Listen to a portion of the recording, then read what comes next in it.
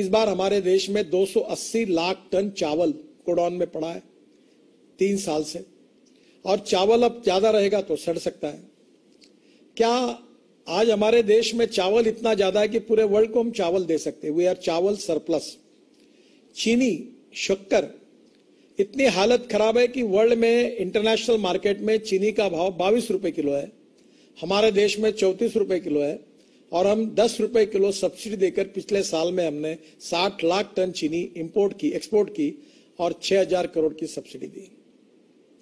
तीसरी बात, गेहूं सरप्लस है, मक्का सरप्लस है। 1700 रुपए एमएसपी जो मक्के की तो वो भाव अब 1000 और 1100 रुपए पे आया है। क्या क्रॉप पैटर्न हम बदल सकते हैं? हमारे देश में 80 से 90 हजार करोड़ का एडिबल ऑयल हम इंपोर्ट करते हैं, पर आज दुर्भाग्यवश हमारे देश में फल्ली का तेल हो, जवस का तेल हो, सरसों का तेल हो, करड़ी का तेल हो, सोयाबीन का तेल हो, आज कम है। तो क्या पर एकड़ प्रोडक्टिविटी बढ़ाकर हम इसको कर सकते हैं? क्या सब संभव है। मैं नागपुर में, हमारे ऑरेंजेस होते हैं और मुझे बहुत इच्छा थी कि नागपुर के ऑरेंजेस एक्सपोर्ट हो। मुझे स्वीडन जाना था, तो यहाँ राहुल ठाकरे करके, सिद्धरराव ठाकरे करके बहुत बड़े नेता थे कांग्रेस के, अभी भी है, उनका लड़का था, बहुत अच्छा काम करता है। मैंने कहा मुझे 2 बैग भर के आप संतरे दो। मैं दुबई गया और दुबई के लोगों को मैंने सबको, मेरा अच्छा दुबई में संबंध था, तो बुलाया चाय के लिए और सबको संतरे दिए। अब हमको 6 कंटेनर हमारे बेचे गए और अभी 100 कंटेनर का ऑर्डर मिलेगा और 32 रुपए किलो संतरे का भाव मिल रहा है, जबकि यहां हमको 12 रुपए 15 रुपए भी नहीं मिल पा रहा। हमारे यहाँ सब्जियां हम एक्सपोर्ट कर सकते हैं। हमारे यहाँ क्रॉप पैटर्न को बदलना, और ये बात बहुत महत्वपूर्ण है, और विश्वनाथ कराड़ जी को मैं अनुरोध करूंगा कि आप थोड़ा सा, जैसे ये विश्व शांति और ये सब बातें फिलोसॉफी की बिल्कुल सही है, पर हमारे गांव में किसान आत्महत्या कर रहे। विश्वनाथ जी, क्या हम किसानों को सुधार सकते हैं? तो मेरा दावा है कि जब तक किसान पेट्रोल डीजल नहीं उगाएगा तब तक किसान सुखी नहीं होगा।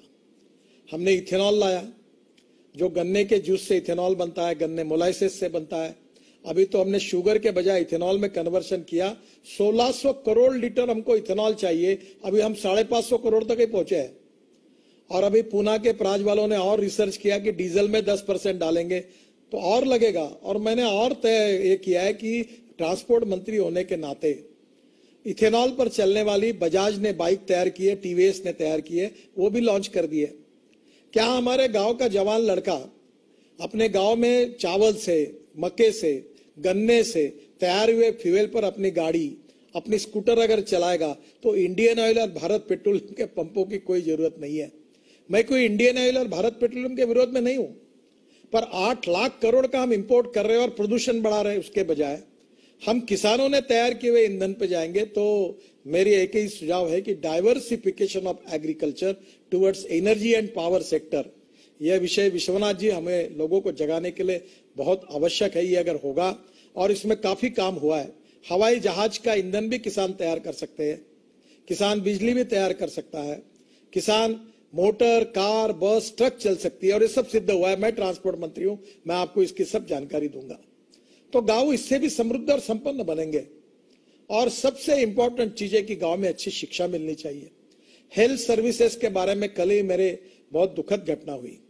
ताड़ोबा में एक परिवार गया था, गाड़ी उलट गई, लड़की भी मर गई, जवान लड़का भी मर गया। और दुर्भाग्य यह है कि ये जो मर गया इसका कारण रोड में एक ब्रिज था, उसको कटड़े नहीं बने थे। अब प्रश्न ऐसा है कि हमारे गांव में हमारी लोगों की सुरक्षा करना, गांव में हमें लोगों को आर्थिक दृष्टि से रोजगार देना, किसानों की खेती को इकोनॉमिक वायबल करना, इसके लिए ऑर्गेनिक फार्मिंग का भी प्रयोग हुआ है। अभी हमारे गांव में जो कचरा, आप एक अच्छी बात है, जैसे आपने लोगों के बारे में कहा, मैं सभी सरपंचों को अनुरोध करूंगा कि मेरे खुद के घर में अनुभव आया था कि मेरे यहाँ जानवर मर गए, मुझे प्रोडक्शन अच्छा नहीं मिलता था। तो ये जो गायकवाड़ है बीवीजी वाले पूना में, ये एक बार आए, उन्होंने मुझे कहा कि आप पानी टेस्ट करो। तो उनके साइंटिस्ट आए और मेरे कुएं का पानी टेस्ट किया तो ध्यान में आया कि उसमें बहुत हार्ड वाटर है। फिर मैंने सॉफ्टनर लगाया और जमीन को भी सॉइल हेल्थ कार्ड और पानी का टेस्टिंग हर किसान ने करना चाहिए। इसमें हम लोग सरपंच ने जिम्मेदारी लेनी चाहिए कि मेरे गांव में एक भी किसान ऐसा नहीं रहेगा जिसका सॉइल हेल्थ कार्ड होगा और पानी टेस्टिंग होगा। अगर ये दो बातें की तो हमारा उत्पादन बढ़ जाएगा। और इसलिए ये दो बातें करने के बाद आपके जमीन में एनपीपी में नाइट्रोजन, फास्फोरस, पोटेश में क्या कम ज्यादा है वो खाद डालिए। जो आता वो खाद केमिकल फर्टिलाइजर डालता है। अभी ये प्रयोग हुआ कि जिनके खेत में ऑर्गेनिक कार्बन 0.80 के ऊपर है उनको 100 टन गन्ना हुआ, और जिनके खेत में ऑर्गेनिक कार्बन जो है ये 0.20, 0.25, 30 से 40 टन, 25 टन गन्ना हुआ। ऑर्गेनिक कार्बन इंपॉर्टेंट है, और ऑर्गेनिक कार्बन जो आता है वो बायो फर्टिलाइजर से आता है, सेंद्रीय खतों से आता है। हम जैसे गांव का पानी गांव में, घर का पानी घर में, खेत का पानी खेत में कह रहे, वैसे गांव का जितना कचरा है, चाहे वो गन्ने का पाचट हो, चाहे वो ज्वारी का हो, चाहे गेहूं का हो, वो गांव में ही हम अपने खेत में ही कंपोस्ट खत तैयार करें और उसको हम ऑर्गेनिक, इससे अभी मैं बालों से एमिनो एसिड बनाता हूं, और एमिनो एसिड प्लांट बूस्टर है, तो वो तिरुपति से बाल लाके मैं बनाता हूं, मैं बहुत प्रयोग करता हूं। तो कभी कभी एक बार आगे बार राहुल जी, ऑर्गेनिक फार्मिंग और successful agriculture creating more employment potential in the rural area, particularly गांव में क्या हो सकता है इसका अध्ययन करिए।